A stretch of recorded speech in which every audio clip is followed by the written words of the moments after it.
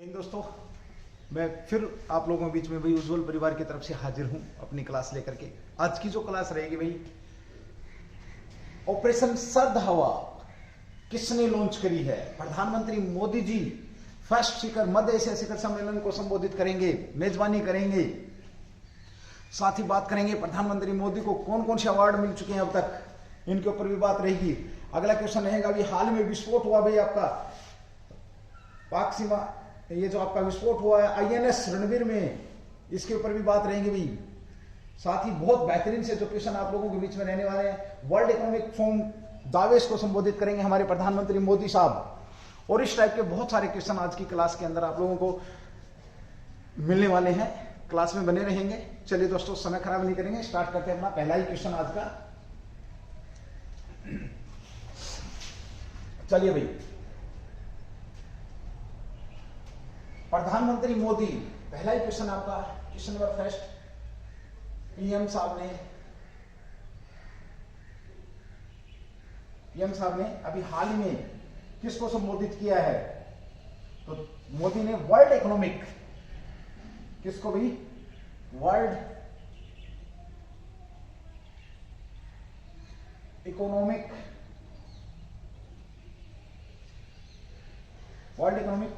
Forum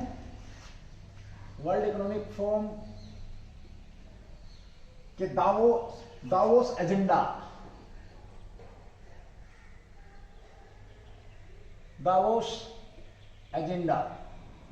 इसके ऊपर हम बात करेंगे भाई। बहुत मोस्ट इंपोर्टेंट क्वेश्चन रहेगा आप लोगों का ये। और यहां से मैं ये बता रहा हूं आप लोगों को, जो पहला क्वेश्चन है बड़ा शानदार क्वेश्चन आप लोगों के बीच में सेट किया भाई। ये भी चर्चा में रहे प्रधानमंत्री साहब, इन्होंने वर्ल्ड इकोनॉमिक फोरम को क्या क्या है, विशेष संबोधन दिया है, इसके ऊपर बात करेंगे। चलिए, सबसे पहले तो बात ये है आप लोगों की, पहला ही पॉइंट आता भाई 17 जनवरी 2022 को। कब भाई? 17 जनवरी 2022 को ये आपका WEF वर्ल्ड इकोनॉमिक फोरम, जिसको दावेस एजेंडा में अपना स्टेट ऑफ द वर्ल्ड जो इन्होंने संबोधन दिया, विशेष जो संबोधन दिया मोदी साहब ने, सीधा पूछेगा आप लोगों से कि WEF में जो 17 जनवरी को मोदी साहब ने अपना जो संबोधन दिया है, उसे हम किस नाम से जानते हैं, वो क्या है? तो चलिए बात करेंगे भाई। आपका ये है आपका स्टेट ऑफ द वर्ल्ड विशेष संबोधन, स्टेट ऑफ द वर्ल्ड विशेष संबोधन। यहां पर जो आपका इकोनॉमिक फोरम दावोस एजेंडा में प्रधानमंत्री मोदी जी द्वारा 17 जनवरी को यहां पर विशेष संबोधन किया गया है। चलिए भाई, इसमें हम बात करते हैं इस पर किस पर प्रकाश डाला, अंतरराष्ट्रीय संगठनों के किस पर प्रकाश डाला, विशेष तौर पे ज्यादा बात नहीं करेंगे इसके ऊपर। देखिए, संयुक्त राष्ट्र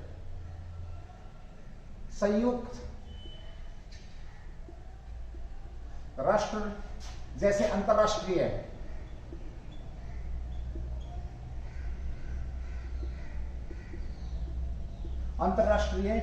संगठनों के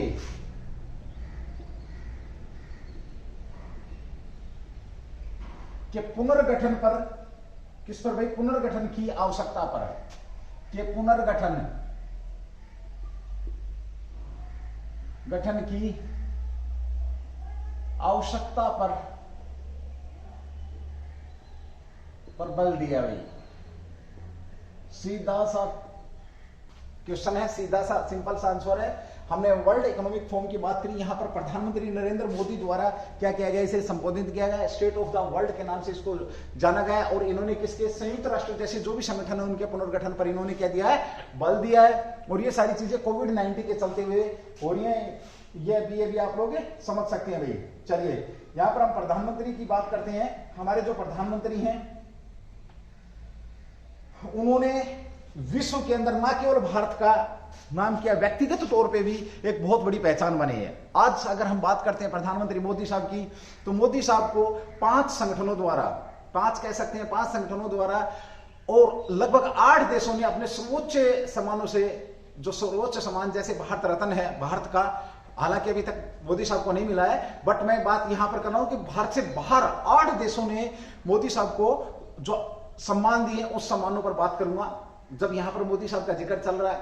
दूसरी बात ये कि 5 संगठनों ने, देखिए वर्ल्ड पे इतने बड़े लेवल पर है और बहुत सारी जो अवार्ड हैं वो पहले व्यक्ति बन रहे हैं, भारत के पहले प्रधानमंत्री भी, और कहीं कहीं पर तो किसी अवार्ड में तो पहले व्यक्ति के तौर पे भी वो जाने जा रहे हैं कि ये जो अवार्ड या ऑनर जो मिला है ये प्रधानमंत्री मोदी साहब को मिला है। तो चलिए यहां पर मोस्ट इंपोर्टेंट क्वेश्चन बन जाता है कि किस देश ने, अभी जो लास्ट में हमने बात करी थी जैसे भूटान ने अपना सर्वोच्च नागरिक पुरस्कार दिया था, चलिए यहां पर एक साइड से एक सिरे से हम इनको राइट डाउन करना शुरू करेंगे और 2022 में बिल्कुल मोस्ट इंपोर्टेंट क्वेश्चन बनेगा, very very most important question बनेगा। ये ध्यान रखेंगे आप लोग कि हमारे जो पीएम साहब उन्हें किस किस देश ने बहुत बेहतरीन ढंग से सम्मानित किया है उसके ऊपर यहां पर हमें बात करने वाले हैं। चलिए भाई यहां पर हम बात करेंगे कौन कौन से, देखिए सबसे पहले एक बार मैं अवार्डों की बात करूं उससे, चलो अवार्ड ही बता देते हैं आप लोगों को पहले। चलिए भाई अवार्डों में बात करें, देखो सबसे पहला जो अवार्ड दिया गया है नंबर 1 ये दिया गया है सऊदी अरब ने। किसने दिया है? मुस्लिम कंट्रियों द्वारा दिए गए अवार्ड कितने महत्वपूर्ण होते हैं आप समझ सकते हैं। लोग यहां पर भारत में इनको मुस्लिम विरोधी समझा जा रहा है। सऊदी अरब ने कब दिया भाई? सऊदी अरब ने 2016 के अंदर, बहुत रोंगटे खड़े करने वाली बात है भाई, 2016 में इन्होंने गैर मुस्लिम गणमान्य व्यक्तियों को दिए जाने वाला अवार्ड, गैर मुस्लिम, कौन सा अवार्ड है? गैर मुस्लिम जो अवार्ड है, और किसको दिया जाता है? गणमान्य व्यक्तियों को दिया जाने वाला अवार्ड है। गणमान्य व्यक्तियों को दिए जाने वाला अवार्ड, व्यक्तियों को दिया जाने वाला अवार्ड दिया इन्होंने। कब दिया? देखो सीधा सा पूछेगा, सऊदी अरब ने 2016 में प्रधानमंत्री को कौन सा अवार्ड दिया? तो गैर मुस्लिमों को दिया जाने वाला सर्वोच्च जो अवार्ड है वो दिया है, और उसका जो नाम है वो बड़ा सर्वोच्च सम्मान है ये, और नाम इसका आप नोट करेंगे, बहुत सुंदर बात है भैया, रब्दुल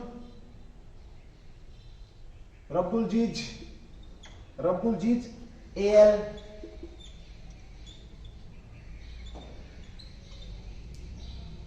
सुदा, ये अवार्ड दिया भाई।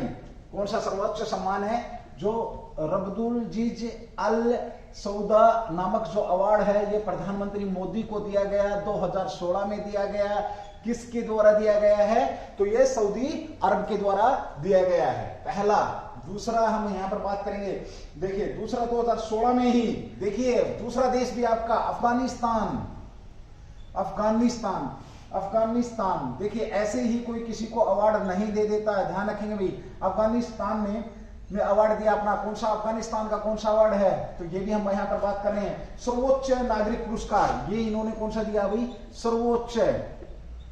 सर्वोच्च नागरिक पुरस्कार दिया है। नागरिक पुरस्कार, जब कोई किसी की मदद करता है या उस देश के लिए बहुत बेहतरीन काम करता है या मानवता के लिए काम करता है तो कोई देश अपना सर्वोच्च अवार्ड देता है, सर्वोच्च नागरिक अवार्ड या जो भी उनका जो अवार्ड है वो दिया जाता है। दूसरा अवार्ड दिया गया है अफगानिस्तान के द्वारा दिया गया है। ये भी कब दिया गया है? सीधा सा पूछेगा ये कब दिया गया है? ये भी 2016 के अंदर ही दिया गया है, 2016 में दिया गया है। और इस अवार्ड का जो नाम है ये है गाजी अमीर।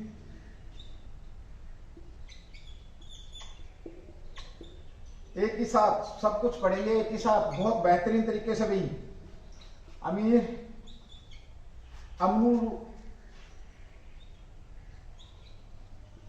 अमीरुल्लाह खान, किससे नवाजा गया है इन्हें? ये जो अवार्ड है आपके सामने भाई, गाजी अमीर अमनुल्लाह खान नाम का जो अवार्ड है अफगानिस्तान ने 2016 में, ये भी किसे दिया? हमारे प्रधानमंत्री मोदी साहब को दिया। बहुत शानदार क्वेश्चन है, मोस्ट इंपोर्टेंट क्वेश्चन है, बार बार इस चीज को मैं रिपीट कर रहा हूं, ध्यान रखेंगे भाई। चलिए उसी के साथ तीसरा जो अवार्ड दिया गया है ये भी आपका फिलिस्तीन के द्वारा, किसके द्वारा दिया गया है? फिलिस्तीन के द्वारा दिया गया अवार्ड है भाई, ध्यान रखेंगे। फिलिस्तीन ने कौन सा अवार्ड दिया है? ये भी आप लोग देखें, 2018 में दिया। कब दिया? 2018 में। फिलिस्तीन ने भी 2018 में अवार्ड दिया। यह है grand collar of the state, विदेशी नागरिकों को दिया जाने वाला अवार्ड दिया इन्होंने। विदेशी नागरिकों को दिया जाने वाला अवार्ड भाई, विदेशी नागरिकों को दिया जाने वाला जो अवार्ड है सर्वोच्च सम्मान, सर्वोच्च जो सम्मान दिया जाता है वो सम्मान भी किसने दिया है? फिलिस्तीन ने दिया है। सर्वोच्च सम्मान किसने दिया भाई? आपका फिलिस्तीन ने दिया है 2018 में।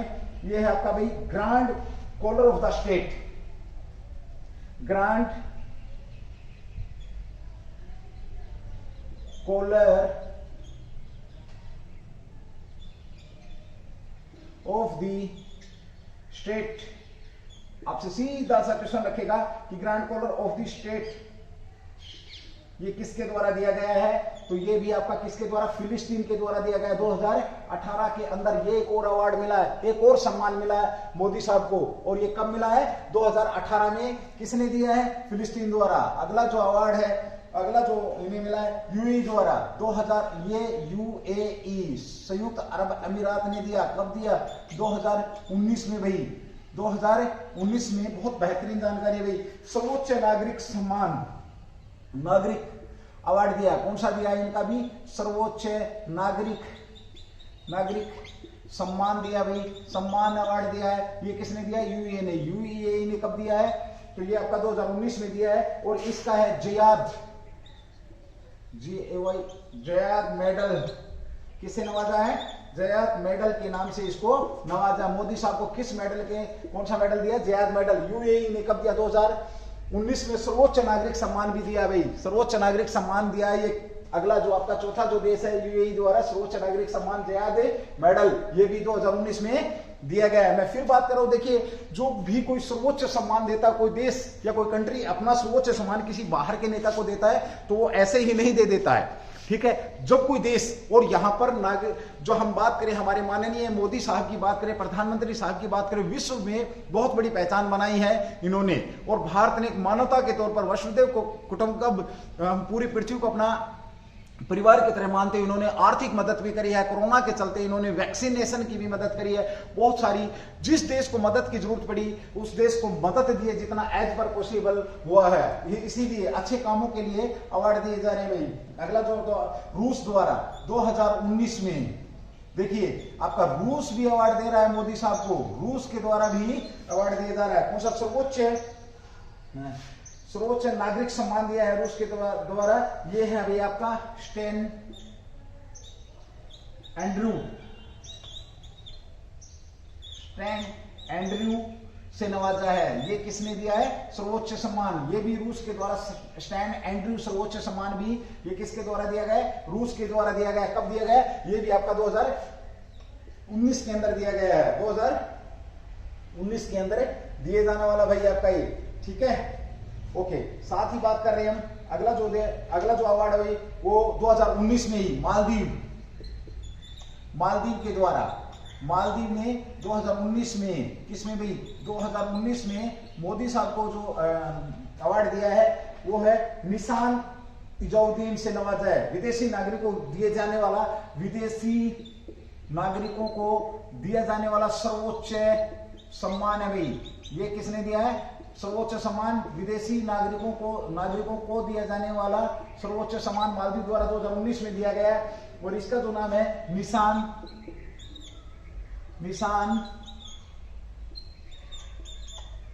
इजुद्दीन। निशान इजुद्दीन नामक अवार्ड जो है ये किसके द्वारा दिया गया है? तो ये मालदीव द्वारा दिया गया है। ये भी कब दिया गया भाई? ये भी आपका 2019 के अंदर दिया गया है। ये भी हमारे मोदी साहब को दिया गया है। अगला जो अवार्ड है 2019 में ही बहरीन द्वारा। देखिए इनमें जो तादाद आ रही है आपकी, मुस्लिम कंट्रियों की बहुत ज्यादा तादाद है, यहाँ पर मुस्लिम विरोधी माना जा रहा है। तो ये भी आपका कब दिया गया? 2019 के अंदर दिया गया भाई, 2019 में दिया गया अवार्ड है बहरीन के द्वारा। ये है हमद ऑर्डर बाय द वेनिसियर। देखिए ये है आपका अहमद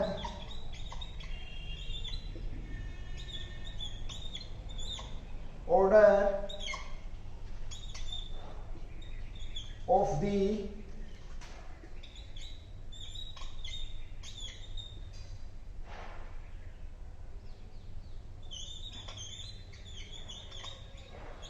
रेंसेस से सम्मानित किसके द्वारा गया? अहमद ऑर्डर ऑफ द रेंसेस द्वारा किसने किसको सम्मानित किया है? तो बहरीन ने 2019 में Ahmad order of the renaissance award से सम्मानित किया, सर्वोच्च अवार्ड है ये भी इनका। और साथ ही बात करें बहुत शानदार 2008 के अंदर, सॉरी 8वां जो अवार्ड है आपका 2020 के अंदर यूएसए अमेरिका ने भी सम्मानित किया है। अमेरिका ने 2020 में सर्वोच्च सेना जो सर्वोच्च आपका सर्वोच्च सैन्य सम्मान, सर्वोच्च सेना सम्मान, सर्वोच्च सेना सम्मान किस देश ने दिया? तो अमेरिका ने दिया। अमेरिका ने किसको नवाजा है? पीएम मोदी साहब को। और इसका जो नाम है लेजिन LEGION लेजिन ऑफ मेरिट।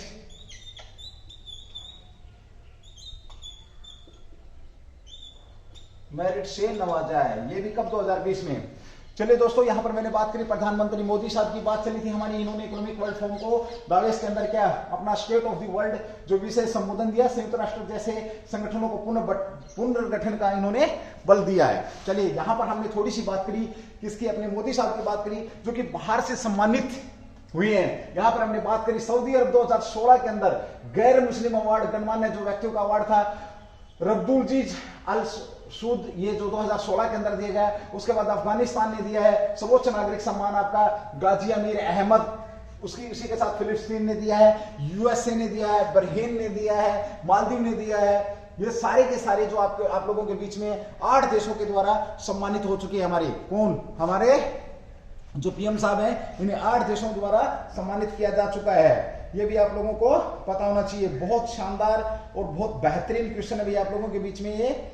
और ये आप लोगों को पता होना चाहिए कि हमारे मोदी साहब को किस किस देश ने कैसे कैसे सम्मानित किया है। अगला आगे भी बात करने वाले हैं। अब तक ये आपके हो चुके हैं। और लास्ट मैंने भूटान की बात करी थी, पहली की खोलरो की। चलिए एक बार इसका आप स्क्रीनशॉट लेंगे, उसके बाद मैं आगे बढ़ूंगा भाई। अगला और आपका जो वर्तमान में अभी हाल ही में जो लेटेस्ट रहा उसके ऊपर भी बात करेंगे। किस देश ने हमारे प्रधानमंत्री मोदी साहब को सम्मानित किया? भाई रफ कर रहा हूं, जिसने स्क्रीनशॉट लेना ले सकता है। ये बहुत अच्छा क्वेश्चन रहेगा भाई आपका 2022 में आने वाले जो भी एग्जाम्स रहेंगे आपके, उनमें पूछे जाने की इसके प्रबल संभावना रहेगी कि कौन सा अवार्ड किस देश के द्वारा प्रधानमंत्री मोदी को दिया गया है।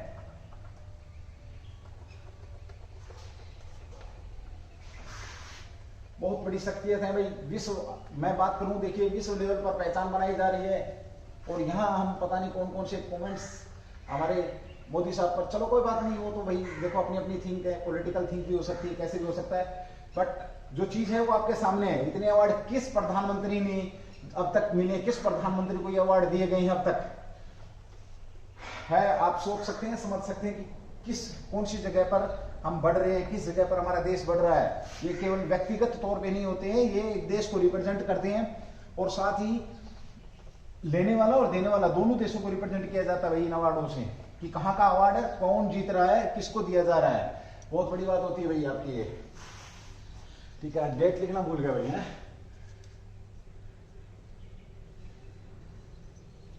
ओके चलिए भाई, मोदी को भूटान ने अभी हाल ही में, किसने? मोदी साहब को। नौवीं अगर हम बात करते हैं तो भूटान द्वारा, किसके द्वारा? भूटान ने सर्वोच्च नागरिक जो सम्मान दिया है, क्या दिया है? सर्वोच्च नागरिक सम्मान अभी हाल ही में किसने दिया है? भूटान द्वारा दिया गया है सर्वोच्च नागरिक सम्मान।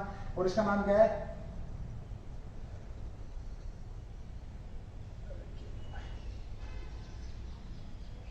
पेलजी, ये जो भी आप पढ़ोगे उच्चारण देखिए, खोरलो। ये जो अवार्ड है PELGI पेलजी खोरलो जो अवार्ड दिया गया है, ये किसके द्वारा दिया गया है? भूटान के द्वारा दिया गया अवार्ड है। किसको? हमारे प्रधानमंत्री मोदी साहब को ये अवार्ड दिया गया भाई। ये भी बहुत शानदार क्वेश्चन बनेगा आप लोगों का, जरूर इस चीज को ध्यान से देखेंगे। अब देखिए मैंने यहां पर बात करी देशों की, तो आपके सामने 9 देश हो गए, 8 देश इससे पहले। 9वां भूटान है।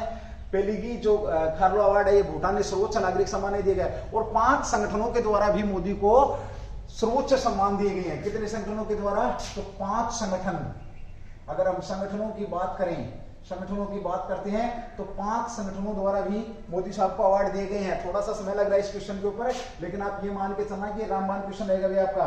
तो 2018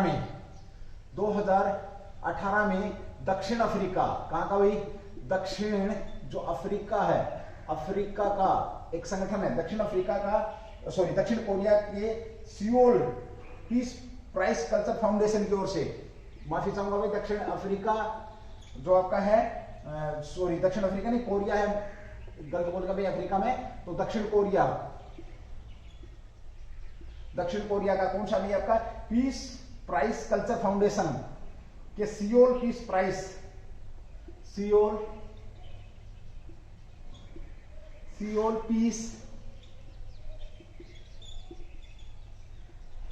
प्राइस कल्चर फाउंडेशन की तरफ से, कल्चर फाउंडेशन की तरफ से अवार्ड दिया गया। कब दिया गया? 2018 के अंदर दिया गया भाई। दक्षिण कोरिया की तरफ से 2018 में प्रधानमंत्री मोदी को Seoul peace prize culture foundation की तरफ से कौन सा अवार्ड दिया गया है? ये है आपका अवार्ड जो दिया गया है। अवार्ड का जो नाम है या सम्मान का जो नाम है, ये नाम, इसका अवार्ड का नाम क्या भाई? Seoul peace prize, Seoul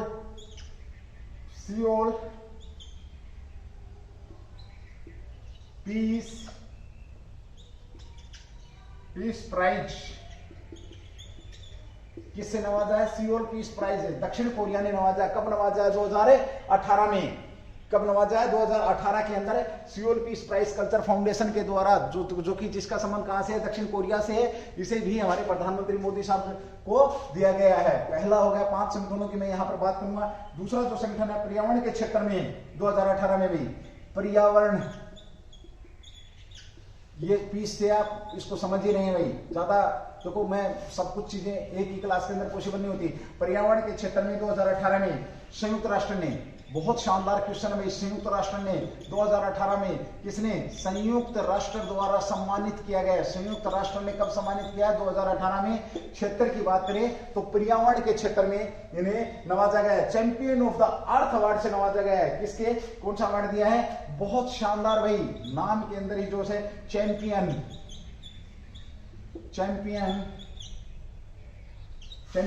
of the earth,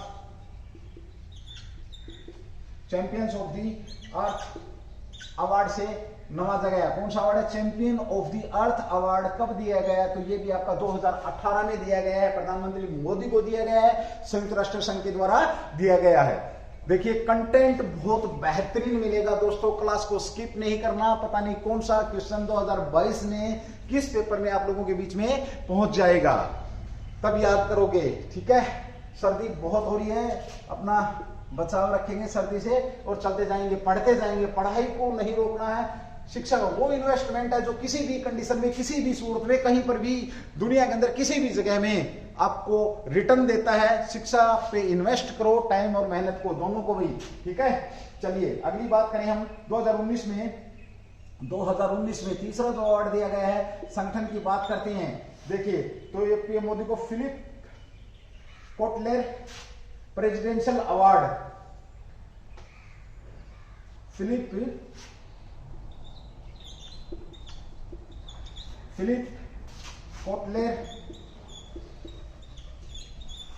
कोटलेर presidential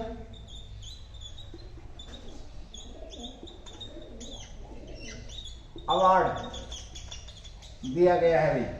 और इसे, ये पहले नेता हैं मोदी, क्या है वो? पहले नेता हैं। जो ये जो अवार्ड दिया है मोदी, पहले नेता हैं जिन्हें अवार्ड दिया गया है। और यह हर वर्ष दिया जाएगा भाई, और यह मोदी हैं जिनको पहली बार दिया गया 2019 से। आप ये कह सकते हो फिलिप कोटले प्रेसिडेंशियल अवार्ड। आप लोगों के लिए क्वेश्चन थोड़ी सी सिरदर्दी छोड़ देता हूं। कल मैंने बहुत सारे क्वेश्चन छोड़े थे, कम से कम 4-5 क्वेश्चन छोड़े थे, किसी ने भी जहमत नहीं उठाई क्वेश्चनों का जवाब देने की। देखिए, क्वेश्चन का जवाब देना चाहिए अगर पता है तो, ठीक है, नहीं पता है तो कोई बात नहीं, मैं रिपीट कर ही दूंगा। मेरे से पूछ सकते हैं कि सर इसका रिप्लाई क्या रहेगा, आप डायरेक्ट फोन करके पूछ सकते हैं, पता है आपको। और आज का जो क्वेश्चन है ये कहां पर है, या ये जो संगठन है कहां है? अगला भी स्वच्छ भारत अभियान, स्वच्छ भारत अभियान जो चलाया था, भारत अभियान, स्वच्छ भारत जो अभियान चलाया गया था, इसके लिए bill and Melinda Gates foundation किसने दिया है? बिल एंड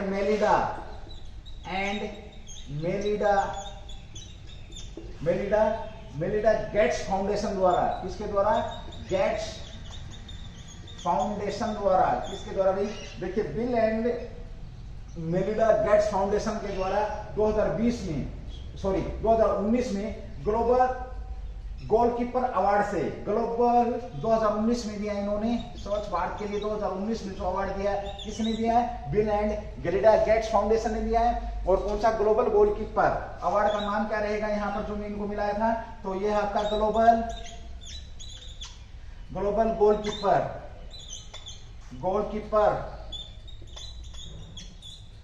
गोलकीपर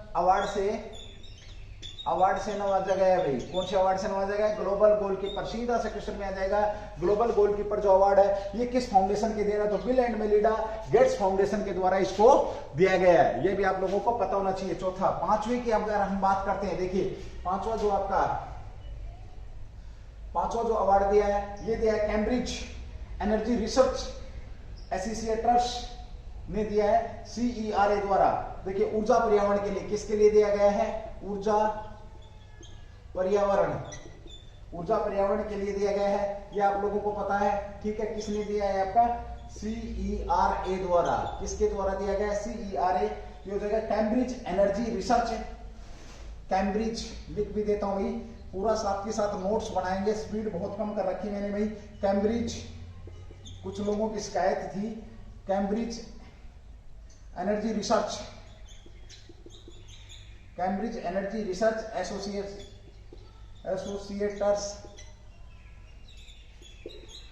के द्वारा ये दिया गया है। किसको? मोदी साहब को। ग्लोबल एनर्जी एंड इन्वायरमेंट, कौन सा अवार्ड है? ग्लोबल, इसको बड़े ध्यान से लिखेंगे भाई, ग्लोबल एनर्जी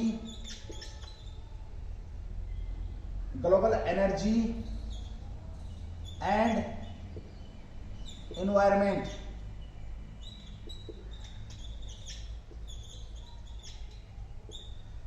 ये आपका CERA द्वारा दिया गया अवार्ड है। कौन सा अवार्ड आपका? Global energy and environment. Global energy and environment, पर्यावरण और ऊर्जा के लिए दिया गया है। कैम्ब्रिज की मैंने यहाँ पर बात करी, कैम्ब्रिज एनर्जी एसोसिएट्स के द्वारा दिया गया है। देखिए यहाँ पर हमने देशों की बात करी तो बहरीन ने, भूटान ने, USA ने, ठीक है, अफगानिस्तान ने, उसके बाद आपका UAE ने, सऊदी अरब ने, इन जो देश और USA, इन देशों ने भारत के हमारे जो प्रधानमंत्री हैं उन्हें बेहतरीन जो इनके सर्वोच्च सम्मान थे अवार्ड दिया। यहां क्वेश्चन पूछेगा कि सर्वोच्च सेना सम्मान किसने दिया? तो सर्वोच्च सेना सम्मान USA द्वारा दिया गया था।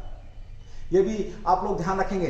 साथ ही पूछ लेगा आप लोगों से कि सर्वोच्च नागरिक सम्मान, 2-3 देशों में सर्वोच्च नागरिक सम्मान, 2-3 देशों ने अपना जो विदेशी जो सम्मान है वो दिया है। और यहां पर हम संगठनों की बात करें तो 5 संगठन आप लोगों के बीच में, दक्षिण कोरिया का जो संगठन है Seoul peace prize culture foundation के द्वारा अवार्ड आपका सियोल पीस प्राइज दिया, कब? 2018 के अंदर दिया गया। साथ ही हमने बात करी पर्यावरण के क्षेत्र में 2018 में ये भी संयुक्त राष्ट्र की तरफ से champion of the earth award जीता 2019 में। ये आपका फिलिप कोटलेकर मोदी जी पहले नेता जिन्होंने ये जीता है। साथ ही स्वच्छ भारत अभियान के लिए 2019 में आपका ग्लोबल गोलकीपर अवार्ड दिया गया है। किसने? बिल एंड मेलिंडा फाउंडेशन के द्वारा दिया गया है। साथ ही हमने बात की ऊर्जा पर्यावरण के लिए CERA द्वारा कैम्ब्रिज, जो आपका कैम्ब्रिज रिसर्च एनर्जी एसोसिएट्स है, उसके उन्होंने इसको दिया है global energy and environment award दिया गया है। देखिए, एक व्यक्ति और कितने सारे अवार्ड यहाँ पर ये जीत चुका है, पूरी दुनिया अवार्डों की जड़ी लगा रही है, तो कुछ ना कुछ तो दम रखता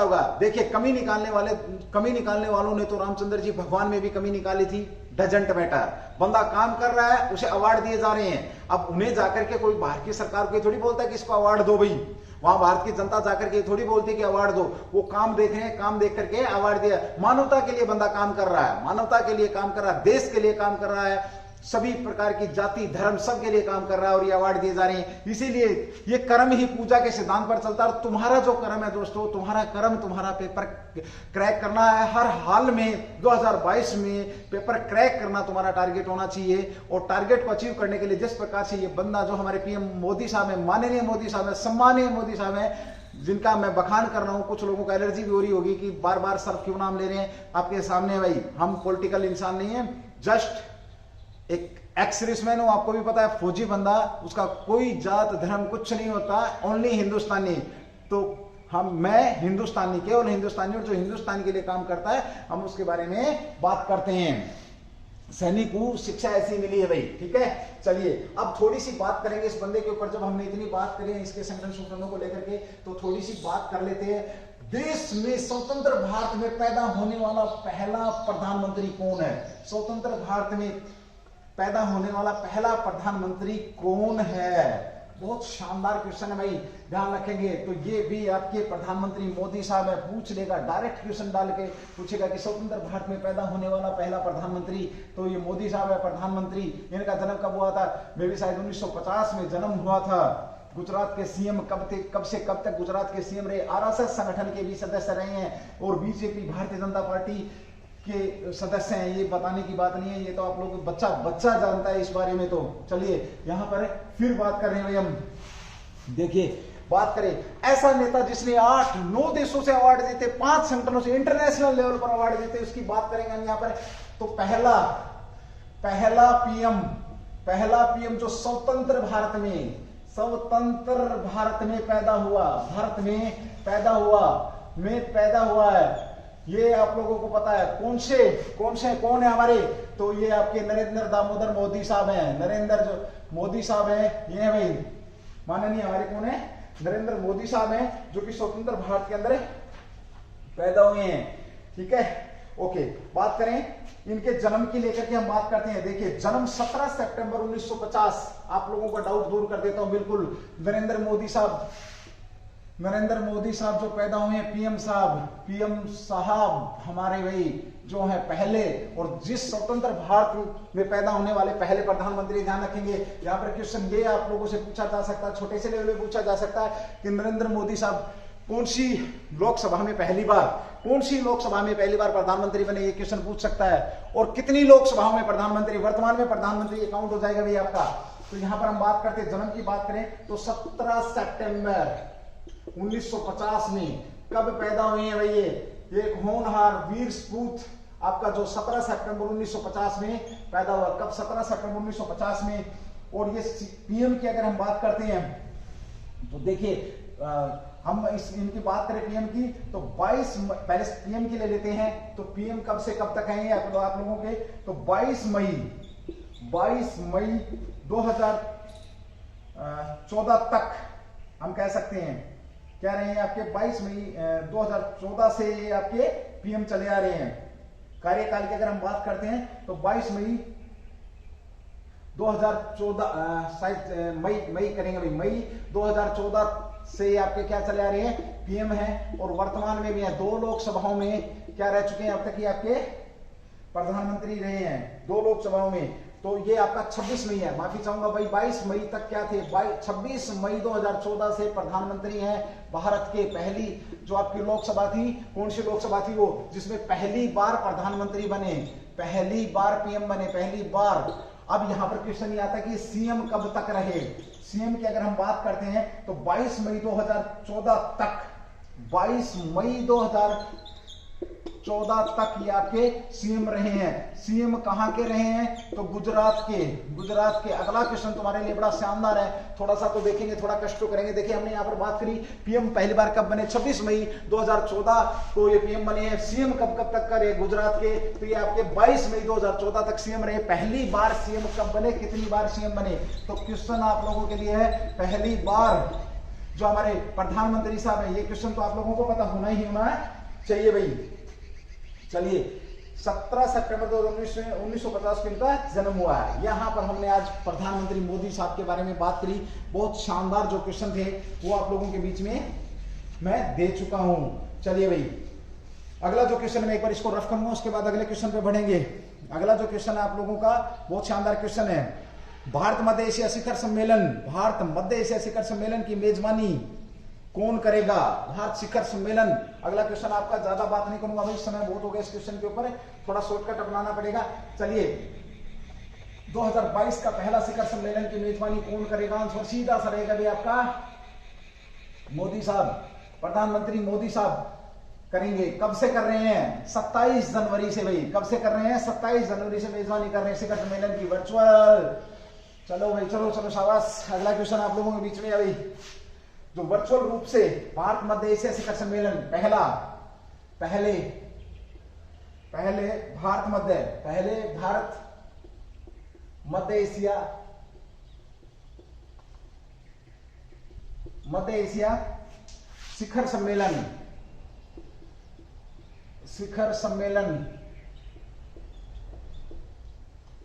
सम्मेलन की मेजबानी कौन करेंगे? की मेजबानी कौन करेंगे भाई? सीधा आंसर रहेगा भाई आप लोगों का। क्वेश्चन है आपका, तो आंसर सीधा आंसर रहेगा पीएम मोदी साहब। वर्चुअल रूप से हो रहा है आपका ये। किस प्रकार से हो रहा है? पीएम मोदी साहब इसकी मेजबानी करेंगे। प्रकार क्या रहेगा इसका भी? वर्चुअल रूप से हो रहा है। वर्चुअल रूप से हो रहा है, ये भी आप लोगों को पता होना चाहिए। 2022 का पहला है, और ये कब हो रहा है? 27 जनवरी को भाई। 27 जनवरी को मोदी साहब इसकी 27 जनवरी 2022 को मोदी साहब इसकी क्या कर रहे हैं? मेजबानी कर रहे हैं भाई। ये भी आप लोगों को पता होना चाहिए। बहुत शानदार क्वेश्चन भी। अगला क्वेश्चन फिर आप लोगों के बीच में आ रहा भाई, किस देश ने WEF दावोस एजेंडा 2022 में, अभी बात हुई थी थोड़ी देर पहले, मैंने वहां एक क्वेश्चन स्लिप कर गया मेरे से। अब अगला क्वेश्चन आप लोगों का आता है, यहाँ पर बड़ा शानदार क्वेश्चन है। किस देश ने WEF वर्ल्ड इकोनॉमिक जो आपका फॉर्म है दावोस एजेंडा 2022 के दौरान P3 किसका भाई? बहुत मोस्ट इंपोर्टेंट है, का प्रस्ताव रखा। सीधा सा पूछेगा P3 का प्रस्ताव का संबंध कहां से है, और ये प्रस्ताव कब रखा गया है, किसके द्वारा रखा गया है? बहुत शानदार क्वेश्चन बनता है आपका। P3 की अगर मैं बात करूं, शॉर्टकट में बात करूंगा भाई, ज्यादा समय लूंगा नहीं आप लोगों का, बट क्वेश्चन आपके बीच में ये घूमेगा, ध्यान रखना। P3 का प्रस्ताव रखा गया है, कहां पर रखा गया? वर्ल्ड इकोनॉमिक फोरम के अंदर दावोस एजेंडा 2022 के अंदर रखा गया है। और ये जो प्रस्ताव आपका, ये भारत की तरफ से रखा गया भाई। किसकी तरफ से? भारत की तरफ से। तो देश पूछे तो कौन है? भारत। और पीएम पूछे तो बताने की जरूरत नहीं मुझे भाई। विश्व आर्थिक फोरम की यहां पर ये बात कर रहा है, विश्व आर्थिक फोरम, जो मैंने थोड़ी देर पहले इस क्वेश्चन पे बात करी थी, ध्यान रखेंगे। और इसमें ये आपका P3 क्या है भाई? ध्यान रखें, देखो, pro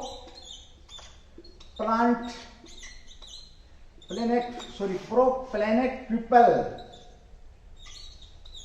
PEOPLE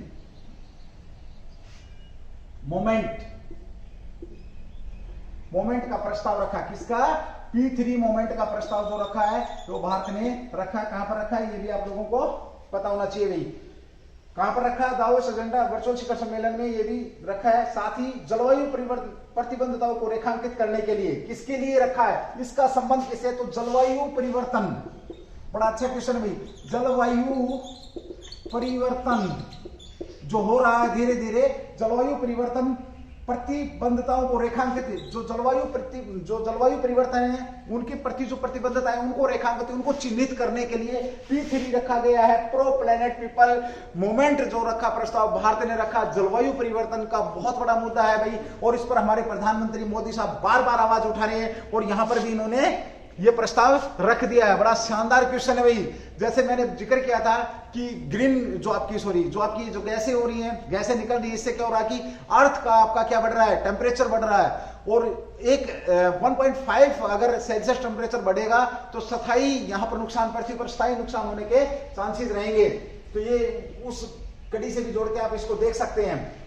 P3 pro planet people movement प्रस्ताव भारत की तरफ से, प्रधानमंत्री मोदी की तरफ से विश्व आर्थिक फोरम में जलवायु परिवर्तन से प्रतिबद्धताएं जो हैं उनको रेखांकित करने के लिए ये आपका रखा गया भाई। अगला क्वेश्चन बहुत शानदार क्वेश्चन आ रहा है अभी। वरिष्ठ नौकरशाह विक्रम देवदत्त, अगला क्वेश्चन भाई बहुत शानदार क्वेश्चन आपका।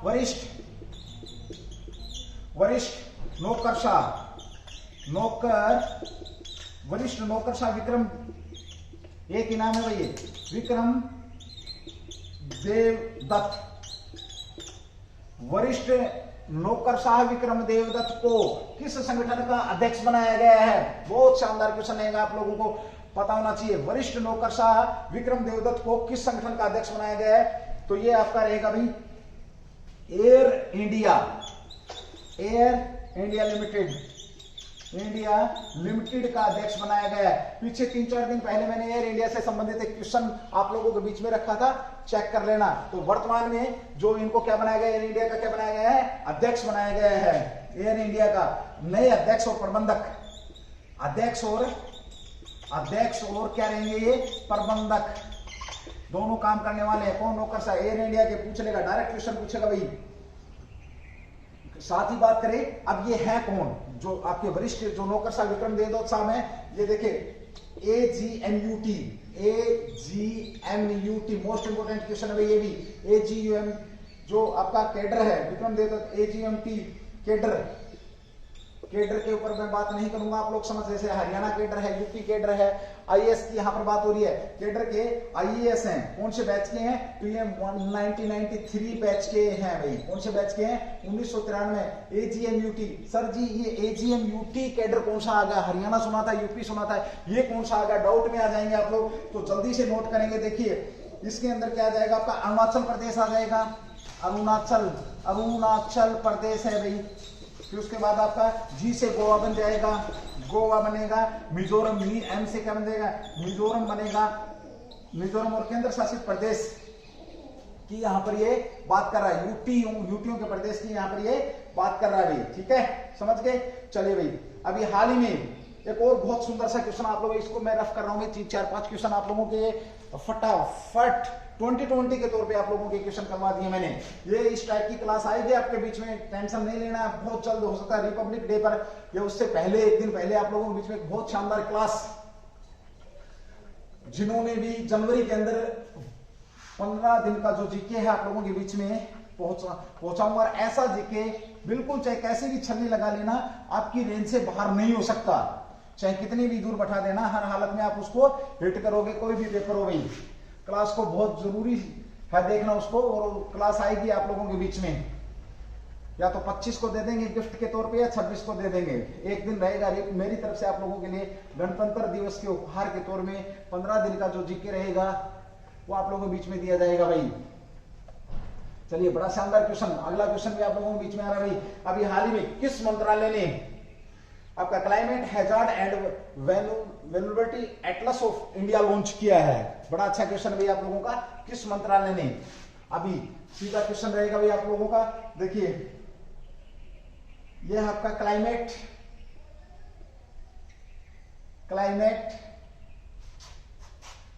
ये शायद मैंने करा भी दिया है, हैजार्ड्स एंड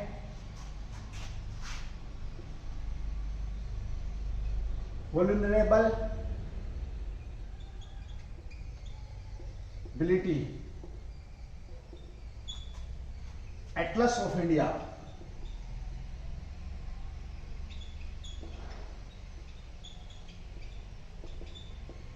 इंडिया लॉन्च किया है, यह कार्यक्रम लॉन्च किया गया है, कौन से मंत्रालय के द्वारा लॉन्च किया गया है, ध्यान रखेंगे। डायरेक्ट आंसर दे देता हूं भैया आप लोगों को, पृथ्वी विज्ञान मंत्रालय। किस मंत्रालय द्वारा? पृथ्वी विज्ञान मंत्रालय द्वारा। कौन सा मंत्रालय? पृथ्वी विज्ञान मंत्रालय। इसकी मैंने कल परसों बात करी थी आप लोगों से।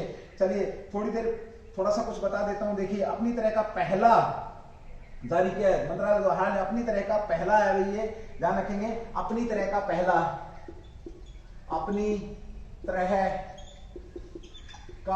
का पहला है भाई ये। इस प्रकार का कोई पहले लॉन्च नहीं हुआ है, ये जो है पहली बार लॉन्च किया गया है एटलस, अपनी तरह का पहला भी। और इसमें इस रिपोर्ट के अनुसार क्या है भाई, इस रिपोर्ट देखिए, सबसे पहले तो जो ये एटलस है ये क्या करेगा, देखिए ये आपको मौसम विज्ञान से संबंधित जो जानकारी है वो देगा। जहां क्षेत्रों में जो भी चेंजमेंट होगा, जैसे कहीं बारिश आ रही है, कहीं तूफान आ रहा है, कहीं सुनामी आ रही है, उससे संबंधित इन्होंने पृथ्वी विज्ञान ने लॉन्च किया है। और वो आप लोगों को बताएगा, एक चार्ट जारी किया, मानचित्र जारी किया कि कहां पर तूफान आएंगे, कहां पर कितने आपका स्पीड से भूकंप गुजरने वाला है, किस स्पीड से तूफान गुजरने वाला है, वो सारी की सारी चीजें ये पृथ्वी विज्ञान का जो ये आपका climate hazards and vulnerable Atlas of India जो जारी किया है, उसके ऊपर ये बात हो रही है। जलवायु से संबंधित है, सीधा जो आपकी महामारियां कह सकते हो, जो प्राकृतिक रूप से जो आ रही है, जैसे फिर बोल रहा हूँ, सुनामी तूफान है, आपके भूकंप है, और भी जो भी बाढ़ वगैरह, उन सारी चीजों पर ये बारिश ज्यादा हो रही है, क्या हो रहा है, वो सारी चीजें यहाँ पर ये बताने वाला है। तो इस रिपोर्ट के अनुसार, इस रिपोर्ट ने, क्लाइमेट वाली इस रिपोर्ट ने क्या कहा है, वेस्ट बंगाल, देखिए क्या बोला, बड़ा ध्यान से सुनेंगे भाई, वेस्ट बंगाल, पश्चिम बंगाल में सुंदरबन, इसकी जो जानकारी है वो बिल्कुल सटीक आ रही है भाई। सुंदरबन, बंगाल में सुंदरबन, उड़ीसा, ध्यान रखेंगे उड़ीसा के पड़ोसी जिले। साथ ही बात करें, देखिए तमिलनाडु, उड़ीसा के पड़ोसी जिले, पूरे उड़ीसा की बात नहीं कर रहा, पड़ोसी जिले की बात कर रहा है। साथ ही हम बात करें, देखिए उड़ीसा और तमिलनाडु, तमिलनाडु भैया आपका, तमिलनाडु में जगह का नाम दे रहा है भैया रामनाथपुरम है। उसके बाद आपका पुदुचेरी है, पुदुचेरी नहीं है भैया आपका, ये ध्यान रखेंगे, पुदुकोट्टई है, कभी पुदु समझ के आगे चेरी जोड़ दो। और तंजावुर से चक्रवात से तूफान आने की प्रबल संभावना है। चक्रवाती तूफान आने की, साइक्लोन तूफान की यहाँ पर ये बात कर रहा है। और यहाँ पर एक बड़ा सुंदर क्वेश्चन है, साइक्लोन तूफान उठते क्यों है, तो घूर्णन की वजह से, पृथ्वी के कोरियोलिस बल की वजह से आपके तूफान उठते हैं। तो चक्रवात तूफान या पृथ्वी के इंटरनल जो भी क्रियाएं हो रही हैं उसके ऊपर की बात कर रहा है। इसमें क्या रहेगा आपका, देखिए 8.3 से लेकर के और 13.7 मीटर की बात कर रहे हैं, ऊंचाई तक के ऊंचे तूफान की चपेट में है, ऊंचे तूफान की चपेट में है, यानी कि यहाँ पर आपका तूफान आएगा और ये इतने मीटर ऊंचा तूफान रहेगा। और ये पूरा इलाका जो है ये आपका एटलस जो इस प्रकार का इन्होंने जारी किया है, इसके ऊपर ये आप लोगों की बात कर रहा है। ये किस मंत्रालय के तहत काम करता है, पृथ्वी विज्ञान मंत्रालय के तहत काम करता है। कल परसों भी मैंने इस क्वेश्चन के ऊपर आप लोगों से बात करी थी, ज्यादा बात नहीं करूंगा भाई, ठीक है। हाँ, इसमें बस थोड़ा सा इतना सा आप लोग देख सकते हैं कि भाई कहाँ पर क्या होने वाला है, किस प्रकार से आपका ये तूफान वगैरह होने वाले हैं, इसके ऊपर आप लोग इस चीज को लेकर के बातचीत कर सकते हैं। चलिए भाई, एटलस की बात कर लेते हैं थोड़ी सी इसमें, तो एक बार और बात कर लेता हूं। देखिए सीआरएस के वैज्ञानिकों ने भारत के लिए किन्होंने इसको लॉन्च किया है, तो ये सीआरएस के वैज्ञानिकों ने ये एटलस जो आपका है भारत के भेजे एटलस का निर्माण किया है। इसका निर्माण किसने किया है, तो सीआरएस के वैज्ञानिकों ने। अब बड़ा शानदार क्वेश्चन आप लोगों का ये आता है कि ये सीआरएस क्या है, तो ये climate research and service, climate research and services. CRS की फुल फॉर्म क्या हो जाएगी, क्लाइमेट रिसर्च एंड सर्विसेज के द्वारा इसको क्या किया गया है, बनाया गया है, निर्माण किया गया है। और यह भारतीय मौसम विज्ञान। अब देखो एक चीज समझना, यहां पर हमने बात करी climate hazard and valuable Atlas of India, तो या इसका सीधा सा संबंध किससे, जलवायु से संबंधित है, ये बात मैं आपको बता चुका हूं। फिर साथ में बात करें इसको बनाया किसने, तो सीआरएस ने इसको बनाया। इसकी रिपोर्ट में क्या कहा गया, यहाँ पर क्या आने वाले, तूफान आने वाले हैं, इतनी मीटर तक की ऊंचाइयां रहेंगी। अब मैंने बात करी कि ये किस मंत्रालय, पृथ्वी विज्ञान मंत्रालय के तहत काम करता है, ठीक है। इसको बनाया किसने, CRS, climate research and services. अब ये किसके तहत काम करता है, तो ये भी बड़ा अच्छा क्वेश्चन आप लोगों का। देखिए जो सीआरएस है ये आपका भारतीय मौसम विज्ञान विभाग, भारतीय मौसम विज्ञान विभाग के तहत काम करता है। किसके तहत काम करता है, भारतीय मौसम विज्ञान के विभाग के तहत काम करता है।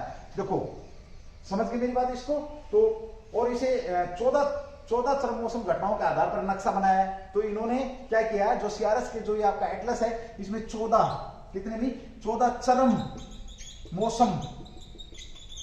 मौसम वैज्ञानिक मौसम की घटनाओं के आधार पर, मौसम की घटनाओं के 14 घटनाओं के आधार, मौसम की घटनाओं के आधार पर क्या बनाया है, ये मानचित्र, ये आपका नक्शा तैयार किया है। मानचित्र कितनी घटनाओं के आधार पर किया, अगर ये क्वेश्चन करें तो गहरा हो जाएगा। तो 14 घटनाओं के आधार पर ये क्वेश्चन आपका तैयार किया है। अब देखो यहां पर मैं आप लोगों को, मैंने बात करी एटलस बनाया किसने, सीआरएस ने, पृथ्वी विज्ञान मंत्रालय के अंदर काम करता। हम इसको ऐसे समझेंगे, देखिए सीआरएस हो गया भाई आपका, सीआरएस ये किसके अंदर आता है आपका, ये एमआईडी के अंदर आता है, आईएमडी के अंदर आता है आपका, मौसम विज्ञान विभाग के अंदर मौसम बात कर चुका, और ये किसके अंदर करता है? पृथ्वी विज्ञान मंत्रालय, पृथ्वी विज्ञान मंत्रालय के अंदर काम करता है। और पृथ्वी विज्ञान मंत्रालय की एक बारे में अगर आपने जानकारी लेनी है, क्या था, कैसे काम कर रहा है, कब इसका गठन हुआ, ये सारी बातें मैं आप लोगों के बीच में इससे पहले वाली क्लास में दे चुका हूं, रिपीटेशन में नहीं लेकर आऊंगा, ये आप लोगों को पता होना चाहिए भाई, ठीक है। ओके, इससे विशेषताओं की बात करें तो देखिए ये ठंडी लहरें हैं, अत्यधिक वर्षा है, यहां पर भी लिख देता हूं, देखिए लहरें हैं, ज्यादा वर्षा है, वर्षा, भूकंप है, तूफान है, भूकंप हो गया, तूफान हो गया, बिजली और बर्फबारी है, बिजली गिरने से बहुत ज्यादा लोग मरते हैं भारत के अंदर भाई, बिजली गिरने से। बर्फबारी कहां पर हो रही है? बर्फ बारी की भी यहाँ पर ये बात करता है भाई, कोहरे की भी बात करता है, धूमर कहां पर है, ओलावृष्टि की भी बात करता है भाई, ओलावृष्टि की भी यहाँ पर ये बात करता है। बस इतना सा पता होना चाहिए आप लोगों को, ये सारी की सारी चीजें आपको पता है। मौसम विज्ञान विभाग दिवस की अगर मैं बात करूं तो अभी हाल ही में चर्चा में था, तो 14 जनवरी को मौसम विज्ञान, जो आपका मौसम विज्ञान विभाग दिवस मनाया जाता है। 14 जनवरी को कौन सा दिवस मनाया जाता है? मौसम विज्ञान विभाग दिवस मनाया जाता है। साथ ही एक्स सर्विसमैन, जो आपका भूतपूर्व सैनिक डे के तौर पे भी 14 जनवरी को मनाया जाता है। ये भी मेरी यहाँ पर भी आप लोगों की बातचीत हो चुकी है, इसके ऊपर भी मैं आप लोगों से बहुत सारी बातें कर चुका हूँ भाई, ठीक है। और इस नक्शे से बहुत सारी चीजें हमारे को जानकारी मिलेंगी।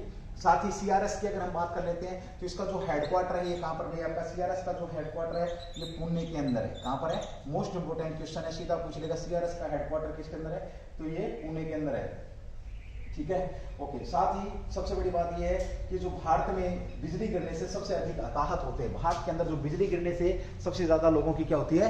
मृत्यु होती है। एक बहुत शानदार क्वेश्चन मैंने यहाँ पर किया है, 1 मिनट में इसको रिवाइज करा देता हूँ, फिर आगे चलेंगे। देखिए समझने वाली बात है। हमने बात करी climate hazards and vulnerability award of India, ये पृथ्वी विज्ञान मंत्रालय के अंदर काम करता है। सीधी बात करी, अपनी तरह का पहला है। इसको CRS climate research and service ने बनाया है। ये भारतीय मौसम विज्ञान विभाग के अंदर काम करता है, आईएमडी के अंदर काम करता है।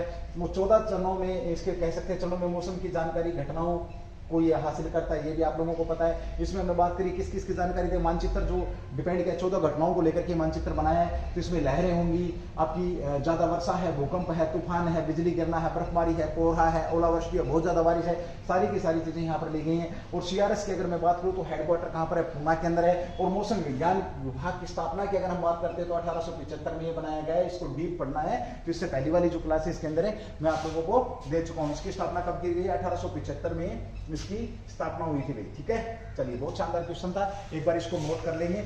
और अगर नोट नहीं करना है तो चलिए भाई आगे बढ़ जाएंगे आप लोग, ठीक है। ओके, अभी हाल ही में एक इंटरनेशनल क्वेश्चन अभी आपका बहुत शानदार क्वेश्चन है। यहाँ पे 2 क्वेश्चन में 2020 वाले भी फेंक देता हूँ आप लोगों में, मैं इसको रफ कर रहा हूँ भाई, ठीक है। 2 क्वेश्चन 2020 वाले भी आप लोगों के बीच में है। देखिए, सबसे पहले बात आती है कि हाल ही में फ्लेयर चर्चा में रहा कोविड-19 को लेकर के, उसे आने और जाने नहीं दिया गया, काफी कुछ विवाद उठा। तो सीधा पूछेंगे कि कौन सा प्लेयर कोविड-19 को लेकर के चर्चा का विषय बना था। बहुत शानदार क्वेश्चन है, ये इंटरनेशनल लेवल का क्वेश्चन है, ये पूछ लेगा। प्लेयर भी आप लोगों का क्या है? फेमस है भाई, प्लेयर भी आपका क्या है? फेमस है। ये सारी की सारी बातें अपने नोट करनी है, साथ के साथ बड़े तसल्ली से हम चलेंगे। बहुत शानदार क्वेश्चन आप लोगों के बीच में आने वाले, अभी तो बहुत बेहतरीन क्वेश्चन एक आप लोगों के बीच में और जबरदस्त क्वेश्चन आज की इस क्लास के अंदर बने रहेंगे। अगर सर्दी लग रही है तो चाय ले लो भाई, हमारे पास तो, हमें तो वो भी नसीब नहीं है ना। चलो कोई बात नहीं, ठीक है।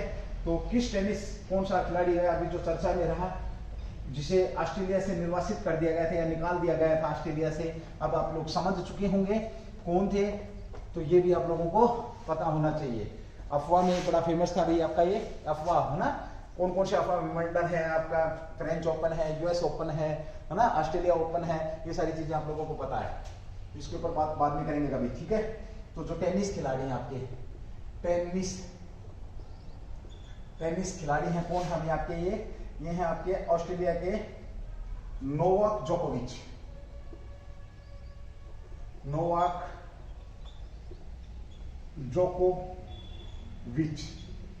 जोकोविच जो खिलाड़ी हैं, इन्होंने क्या किया था? टीकाकरण नहीं करवाया, इस बंदे ने क्या किया भाई, टीकाकरण नहीं करवाया, यानी कि इसने वैक्सीन नहीं ली कोरोना की, और इस बात को चलते हुए इसे ऑस्ट्रेलिया से क्या कर दिया गया था, निष्कासित कर दिया गया था। ये आप लोगों को पता होना चाहिए। टीकाकरण न करने के कारण, किस कारण, टीकाकरण ना करवाने के कारण भाई, के कारण, ठीक है। कहां से इसका संबंध, कहां से निकाल दिया गया था, तो ऑस्ट्रेलिया से भाई, ऑस्ट्रेलिया कंगारुओं का देश है ना, ऑस्ट्रेलिया से इसे निर्वासित कर दिया गया था, ऑस्ट्रेलिया से निर्वासित किया गया।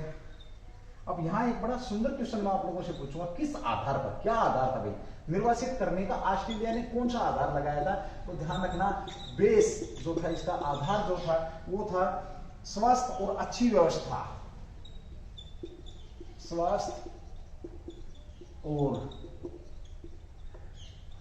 अच्छी, क्वेश्चन करेगा स्वास्थ्य और अच्छी व्यवस्था के आधार पर किस देश ने किस प्लेयर को, या वो प्लेयर नोवाक जोकोविच क्या खेलते हैं, वो सारी बातें किसी भी प्रकार से आप लोगों के बीच में रख सकता है। स्वास्थ्य और अच्छी आपकी जो है व्यवस्था के आधार पर, ताकि आधार पर इसे क्या कर दिया गया, आधार पर इसे निर्वासित कर दिया गया, इसका क्या कर दिया गया, वीजा रद्द कर दिया गया, वीजा रद्द कर दिया गया। क्वेश्चन तुम्हारे लिए मोस्ट इंपोर्टेंट क्वेश्चन है, ध्यान रखिए। फेमस प्लेयर है भाई आपका, खिलाड़ी है, टेनिस खिलाड़ी है, ये आपको पता, पीछे 2021 के अंदर छाया रहने वाला प्लेयर है नोवाक जोकोविच, भूल नहीं सकते, एक नंबर दिला जाएगा। चलिए अभी कोविड-19 एक बड़ा सुंदर क्वेश्चन है।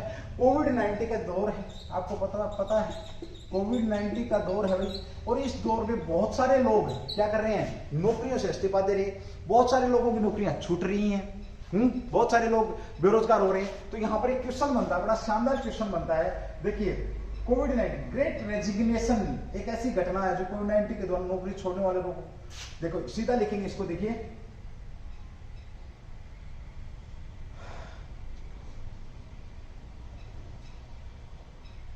महान इस्तीफा, ग्रेट रेजिग्नेशन, महान इस्तीफा, बहुत सारी संख्या में लोगों के द्वारा नौकरी छोड़ना या ग्रेट रेजिग्नेशन की घटना को किससे जोड़ते हैं, तो जिन लोगों ने कोविड-19 के चलते, या कहें कि पीछे जो नौकरियां छोड़ी गई हैं, जो इस्तीफे दिए गए हैं, उस घटना को क्या कहा गया है, महान इस्तीफा के नाम से जाना गया है। यानी कि जो लोग नौकरी छोड़ करके घर आ गए हैं तो उसे ग्रेट रेजिग्नेशन घटना के नाम से जाना गया। आपसे पूछेगा कोविड-19 या महामारी के चलते, या ये भी पूछेगा कि ग्रेट रेजिग्नेशन जो घटना थी ये आपकी किस वजह से हुई थी, तो ये ऐसा माना जाता है कि कोविड-19 की वजह से सबसे ज्यादा जो नौकरियों ने इस्तीफा दिया गया है वो किसकी वजह से दिया गया है, कोविड-19 की वजह से आपका इस्तीफा दिया गया है। ये भी आज का एक मोस्ट इंपोर्टेंट क्वेश्चन आप लोगों का बन रहा है, ठीक है। बहुत शानदार क्वेश्चन है, एक बहुत जानदार क्वेश्चन आप लोगों के बीच में आ रहा है। देखिए अभी हाल ही में एक घटनाक्रम हुआ, नून संतारा, नून संतारा आपका हाईलाइटेड, एक नून संतारा क्या है, अभी हाल ही में नून संतारा चर्चा में रही। ये क्या है भाई, नून संतारा चर्चा में रही है, ये क्या है, मोस्ट इंपोर्टेंट क्वेश्चन है दोस्तों। और इसके साथ जो क्वेश्चन आएंगे वो इससे भी ज्यादा मोस्ट इंपोर्टेंट क्वेश्चन आप लोगों के बीच में पहुंचने वाले हैं। चलिए नू संतारा का जिक्र कर रहा है, नू संतारा चर्चा में रही है, ये क्या है, अगला क्वेश्चन आज का आपका, नू संतारा क्या है भाई, सीधा सा पूछेगा और आप लोगों को पता होना चाहिए भाई, ठीक है। चलिए बात करें किसकी, नू संतारा की बात करेंगे हम। नू संतारा, नू संतारा, नू संतारा चर्चा में है, चर्चा में है, ये क्या है, ये क्या है, अरे वाह दोस्तों, बहुत शानदार क्वेश्चन में आप लोगों का। नू संतारा क्या है, तो अचंभित रहेंगे आप सुन करके। जो न्यू संतारा है आपका, ये इंडोनेशिया की नई राजधानी, इंडोनेशिया, इंडोनेशिया की नई राजधानी बनेगी भाई आपकी। ये कौन, नू संतारा, नू संतारा को क्या बनाया जाएगा, इंडोनेशिया की नई राजधानी बनाया जाएगा। अब थोड़ी सी बात करेंगे, क्वेश्चन का आंसर आप लोगों को मिल गया, ये क्या है, नई कैपिटल, नई राजधानी रहेगा भाई, राजधानी, इंडोनेशिया की नई राजधानी। अब थोड़ी सी बात करेंगे इस घटनाक्रम पे कि हुआ क्या, कैसे क्वेश्चन फंस सकता है आप लोगों के बीच में। चलिए तो सबसे बात करें, इसकी पहले राजधानी क्या है, इसे बदली क्यों किया जा रहा है? तो पहले राजधानी की बात करें जकार्ता भाई, जकार्ता क्या है इसकी राजधानी, इंडोनेशिया की राजधानी क्या है? जकार्ता है। देखिए अब यहां पर मैं एक बात करूं आप लोगों से, जकार्ता क्या है कि धीरे धीरे डूब रहा है, इसके आसपास बहुत सारी नदियां हैं और ये नदियों की वजह से क्या हो रहा है, ये धीरे धीरे डूब रहा है। पीछे बाढ़ आई थी। अब यहां पर जो इसकी हम बात करते हैं, यहां पर 2-3-4 कारण है। नंबर 1 पहले तो ये 2050 तक ये क्या हो जाएगा? डूब जाएगा भाई। क्या हो जाएगा? डूब जाएगा पानी में। किसमें डूबेगा? पानी में डूब जाएगा, पानी में। ये आपको पता होना चाहिए। इसके आसपास नदियां हैं, बाढ़ आती रहती है भाई, नदियां हैं, बाढ़ आती रहती है। प्रदूषण, प्रदूषण प्रदूषण बहुत ज्यादा भी, बहुत ज्यादा है, प्रदूषण बहुत ज्यादा है। तो 3-4 प्रकार के कारण यहाँ पर हैं, आप लोगों को पता होना चाहिए। इस वजह से इंडोनेशिया की जो सरकार है उसने इसको क्या, नूसंतारा को दूसरी राजधानी का प्रस्ताव यहाँ पर पारित कर दिया है और इसकी घोषणा करी गई थी। किसके द्वारा? नूसंतारा की घोषणा अगर पूछे, ये भी बड़ा शानदार क्वेश्चन है, तो इंडोनेशिया के राष्ट्रपति द्वारा इसकी घोषणा की गई थी। किसके द्वारा की गई थी? इंडोनेशिया के राष्ट्रपति द्वारा इसकी घोषणा की गई थी, शिफ्टिंग की। और ये योजना की घोषणा कब की गई थी? ये आपका किया जो घोषणा की गई थी 2019 में की गई थी। और जो राष्ट्रपति साहब हैं वो कौन है? राष्ट्रपति जोको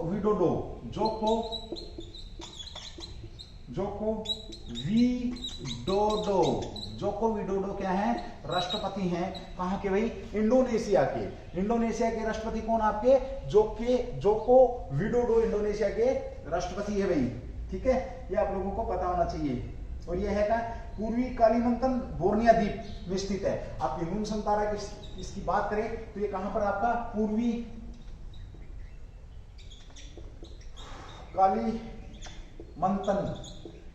कालीमंतन बोर्नियो द्वीप, पूर्वी कालीमंतन बोर्नियो द्वीप पर यह स्थित है। सीधा सा पूछेगा नूसंतारा कौन से द्वीप पर स्थित है, तो ये आप लोगों को पता होना चाहिए भाई। ओके, अब थोड़ी सी जकार्ता की बात कर ले। जकार्ता राजधानी कब बनी थी या कब से थी? तो ये 1949 से जकार्ता क्या थी भाई? राजधानी थी। मुद्दा मैंने आप लोगों को बता दिया, जकार्ता एक द्वीप में है। ये आपका किसमें थी? द्वीप में है। और पानी में लगातार क्या हो रहा है आपका? डूब रहा है। पानी में क्या हो रहा है? डूब रहा है, नदियों से घिरा हुआ है। ये भी आप लोगों को पता होना चाहिए भाई। ठीक है, ओके। उसके साथ ही हम अगली बात करते हैं, नूसंतारा द्वीप समूह है, ये भी आप लोगों को मैं बता चुका हूं। अभी बात करेंगे एक बार कि कितने देशों ने अब तक राजधानियां बदली करी हैं। देखिए यहां पर नूसंतारा आपकी चर्चा का विषय रहा। नूसंतारा पे हमने बात करी।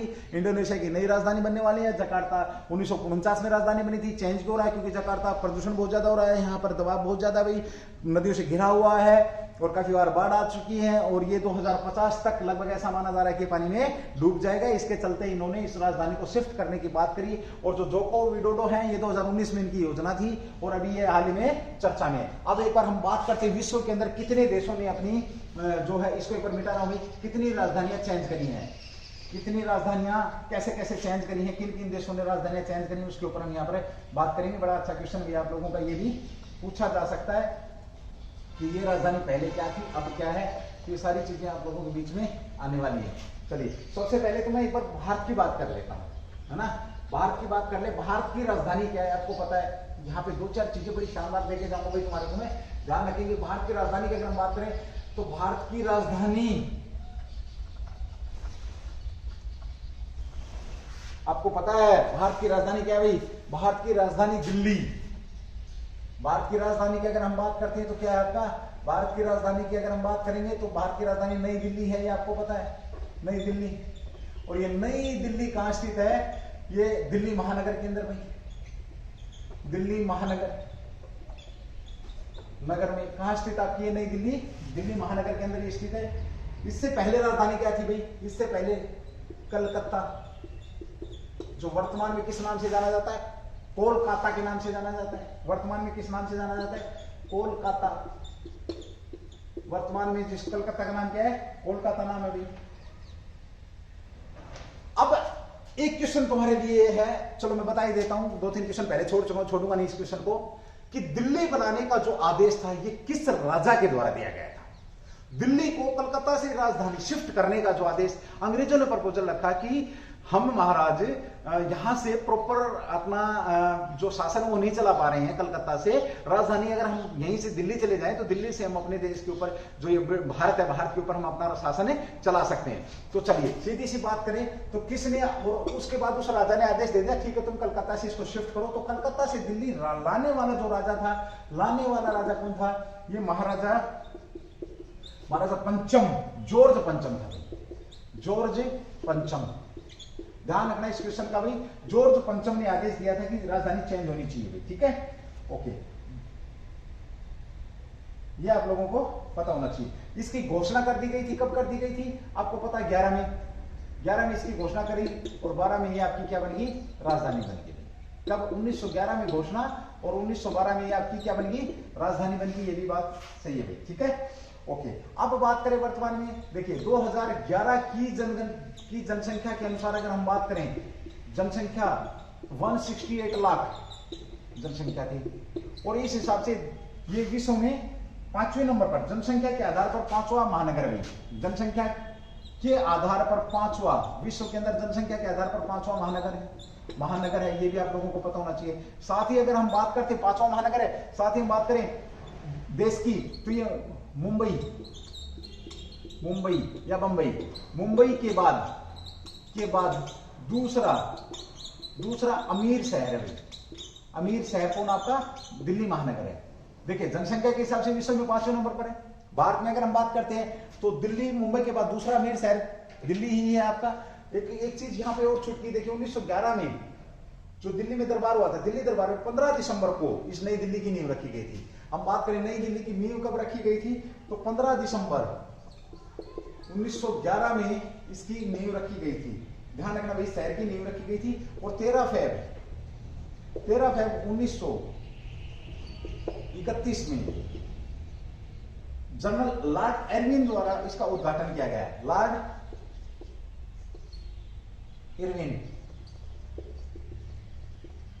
इरविन द्वारा इसका उद्घाटन किया गया। अब दिल्ली के वास्तुकार की बात कर लेते हैं तो सर एडविन लुटियंस और आपका हर्बर्ट बेकर, ये दिल्ली के वास्तुकार के नाम पे सर हर्बर्ट लेकर ये वास्तुकार माने जाते हैं। ये भी आप लोगों को पता होना चाहिए। वर्तमान में अगर हम बात करते हैं तो अनिल बैजल साहब हैं। अनिल बैजल क्या है? दिल्ली के उपराज्यपाल भी, उपराज्यपाल हैं। और सीएम साहब को कौन नहीं जानता? आप जानते हैं सीएम साहब कौन है। अब यहां पर इसको थोड़ा सा रफ कर रहा हूं मैं। देखिए राजधानी की बात हो रही थी तो मेरा एक क्वेश्चन था कि विश्व के अंदर कौन कौन से देशों ने राजधानियां चेंज करी हैं। यहां हमने भारत की बात करी। भारत की राजधानी दिल्ली, नई दिल्ली कब बनी? इसके वास्तुकार कौन थे? हर्बर्ट बेकर साहब थे। साथ ही आपके लुटियन साहब थे। और पंचम के द्वारा आदेश दिया गया था कि भाई आप इसको दिल्ली, कलकत्ता से दिल्ली चेंज करेंगे। कलकत्ता से दिल्ली चेंज करवाई इन्होंने थी, ये भी आप लोगों को पता है। दिल्ली दरबार के अंदर इसकी जो नींव रखी गई थी 15 दिसंबर 1911 में इसकी क्या कर दी गई थी भाई? नींव रख दी गई थी। ये भी आप लोगों को पता होना चाहिए। दिल्ली तो भाई बहुत पुराना महानगर है, कह सकते हैं दिल्ली दिलवानों की, मुंबई पैसे वालों की, सुना होगा आप लोगों ने ना, दिल्ली दिलवानों की, मुंबई पैसे वालों की। साथ ही हमने बात की कि ये भाई मुंबई के बाद दूसरा पैसे वाला शहर है। जनसंख्या के हिसाब से अगर हम बात करते हैं तो विश्व के अंदर कौन सा शहर आ जाता है आपका? ही गिनती में लगभग 5वां शहर पड़ जाता है आपका। एज पर 2011 में इस जो जनसंख्या थी 168 लाख के आसपास थी। ये भी आप लोगों को पता होना चाहिए। चलिए हम बात करते हैं जो देशों में बदली करी है। तो सबसे पहले लेते हैं ब्राजील की जो राजधानी है वो रियो डी जेनेरियो। पहले कौन सी थी भाई आपकी? रियो डी जनेरियो, ये पहले राजधानी थी। और वर्तमान में कौन सी रहेगी ब्राजील की राजधानी? वर्तमान में अगर हम बात करते हैं तो वर्तमान में इसकी जो इन्होंने शिफ्ट किया, कहां पर किया भाई? ब्रासिलिया में इन्होंने शिफ्ट किया है। चलिए 1991 में अगर हम बात करते हैं तो नाइजीरिया में अपनी राजधानी कौन सी थी इसकी? लागोस लागोस से, और नई जो राजधानी बनाई, नई राजधानी कौन सी बनाई इसने? नई राजधानी अबूजा। अबूजा वर्तमान में रही, वर्तमान में, ठीक है। एक हो गया आपका, दूसरा हो गया आपका, तीसरे की अगर हम बात करते हैं, देखिए कजाकिस्तान। कजाकिस्तान ने अपनी राजधानी अलमाटी से क्या बना दी है? अलमाटी, अलमाटी से, और नूर सुल्तान। पहले क्या थी? ये थी आपकी अलमाटी पहले, और अब क्या बना दी? नूर सुल्तान। नूर सुल्तान, तो ये वर्तमान में राजधानी है, ठीक है, ओके। अगली बात करें 2005 में, जो म्यांमार है, म्यांमार ने अपनी राजधानी कहाँ थी इसकी? रंगून, और अब बदल करके कौन सी होगी है? नेपिडा, नापितो, नेपिडा, नेपिडा, ये वर्तमान, ये क्या आपकी वर्तमान राजधानी। चलिए दोस्तों, आज हमने बात करी, बहुत बेहतरीन सी बात करी। लास्ट जो आपका है, जिन जिन देशों ने जो बदली करी, जैसे ब्राजील की बात करें तो रियो डी जेनेरियो से पहले वर्तमान में आपकी ब्रासीलिया कर दी, नाइजीरिया ने लागोस से आपकी अबूजा कर दी है, कजाकिस्तान की अगर हम बात करें तो अलमाटी से अभी नूर सुल्तान, और म्यांमार ने रंगून से आपकी नापितो यहाँ पर ये कर दिया। आज के जो क्वेश्चन थे हमने बहुत बेहतरीन यहाँ पर हमारे प्रधानमंत्री मोदी जी के बारे में विशेष जो बातें करी वो भी आपके बीच में है। साथ ही फिर हमने एटलस की बात करी, जो वेदर भेद्यता एटलस है, यानी कि जो मौसम में जो बदलाव हो रहा है वो सीआरएस के वैज्ञानिकों ने बनाया, अपनी तरह का पहला था, उस पर भी हमने बात करी है। साथ ही हमने नोवाक जोकोविच की बात करी कि किस प्लेयर को बाहर निकाला गया है। साथ ही हमने इस्तीफे देने पे कौन सी जो उसको किस नाम से जाना जाता है, तो जो ग्रेट रेजिग्नेशन के नाम से भी, जो महान इस्तीफा के नाम से भी जो घटना का, उसका भी हमने यहाँ पर बात किया है। साथ ही हमने यहाँ पर राजधानियों की भी बात करी है। एक आपका बहुत शानदार क्वेश्चन था नुसंतारा, जो अभी लास्ट में अभी चेंज हो रही है, ये भी आपका बड़ा अच्छा क्वेश्चन रहेगा। तो चलिए दोस्तों, मेरे ना कहने से, मेरे कहने से तुम्हें कोई फर्क नहीं पड़ना, बस वही रिक्वेस्ट बार बार घूमती है और उसका करने से भी कोई फायदा नहीं है, ठीक है। जैसे भी रहो, मस्त रहो, बेस्ट रहो, भगवान आपको खुश रखे। थैंक यू, जय हिंद, जय भारत, डू दी बेस्ट। क्योंकि अगर मैं ये बोलूंगा शेयर करो तो वही रिपीटेशन वाली बात है, रिपीट बात है। शेयर करो, आकलन कर रहे हैं लोग, ये कर रहे हैं, वो कर रहे हैं, क्योंकि तुम्हें जो व्यक्ति देख रहा है, अगर वो ये ठान ले कि मैंने कम से कम 5 लोगों के पास इसको भेजना है, या 5 मेरे फ्रेंड है, और ऐसा कोई भी स्टूडेंट नहीं है जिसके 5-6 फ्रेंड हो, और वो उन 5-6 फ्रेंड को ये बोल दे कि तुम इस क्लास को देखो, तुम्हारा भला हो जाएगा। हो सकता है आपकी एक छोटी सी बात किसी को लग जाए और वो बेड़ा पार हो जाए, और लाइफ टाइम भूलेगा नहीं आपको कि यार मेरे को ना किसी मेरे दोस्त ने किस क्लास के लिए बोला था, इस क्लास से मेरे को बहुत बेनिफिट हुआ। नुकसान नहीं हो सकता किसी भी कंडीशन में। अगर मैं बेनिफिट की भी बात नहीं करूंगा तो नुकसान नहीं होगा, ये मेरा वादा है, नुकसान नहीं हो सकता। ये मेरे से आप लिखित में भी ले सकते हैं, क्या सर आपकी क्लास देखने से नुकसान हो सकता है? अरे भाई, नुकसान नहीं होगा। अगर बेनिफिट नहीं हुआ तो नुकसान नहीं होगा। वैसे ऐसे इम्पॉसिबल सी बात बोल गया कि मैं बेनिफिट नहीं होगा, ऐसा नहीं हो सकता कि बेनिफिट ना हो। अगर आप सोचो, या तो फिर आप समझदार हैं, आप शेयर नहीं करते, या फिर लोगों वही है, घर का जोगी जोगना, बाहर का जोगी ठीक, सिद्ध है वाली बात है। चलिए कोई बात नहीं, थैंक यू भाई, जय हिंद। मेरा जो फर्ज है वो मैं पूरा कर रहा हूँ। चलिए बहुत जल्द आप लोगों को शायद खुशखबरी मिल जाए, सेंटर ओपन होने की, जैसे कि अभी चल ही रहा। आज 21 तारीख है, सुनने में आ रहा था कि 26 तारीख से कुछ हो जाएगा, तो हो सकता हो भी जाए भाई, बड़ी अच्छी बात है। हमें इंतजार रहेगा भाई आपके दर्शनों का, ठीक है। और भगवान करे जो 2022 है ऐसी सिचुएशन फिर कभी ना लेकर के आए आप लोगों के बीच में, जो अभी आप वैसे तो सोच रहे होंगे ठीक है, सर्दी और 2-4 दिन बंद रहे तो रजाई के अंदर नहीं, बहाना भी मिल रहा, अच्छा है ना। चलिए कोई बात नहीं, थैंक यू, जय हिंद, जय भारत, डू दी बेस्ट।